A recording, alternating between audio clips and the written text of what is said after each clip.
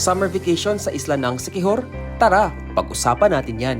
Maayong adlaw, this is J Perpetual Kid at tara, let's explore Siquijor!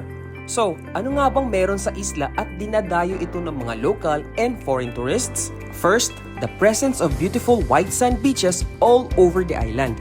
Matter of fact, pagdating mo pa lang sa Port of Siquijor, tanaw na ang nakakaakit na ganda ng public beach. Kung wala ka nga lang dalang mga maleta at bags, malamang di mo napigilang mag-swimming agad-agad. Aside sa Siquijor Port Beach, nariyan din ang sikat na Paliton Beach aka Little Boracay sa San Juan, Siquijor. At dito ka sasakay sa coconut swing at mag-hire ng human drone para sa magagandang souvenir videos.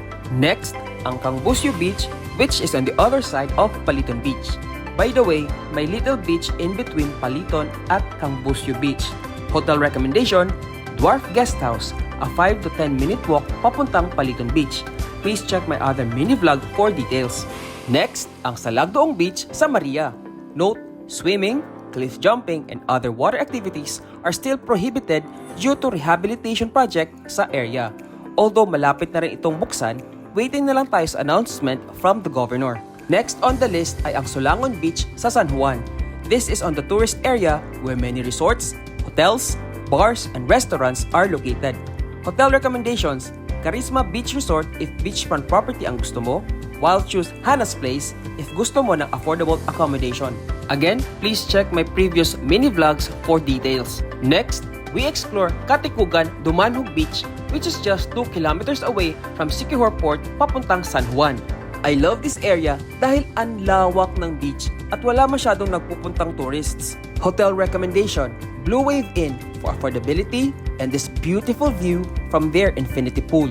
Next, tara naman sa Candanay Sur Beach, just 2 kilometers away from Siquijor Port papuntang Larena.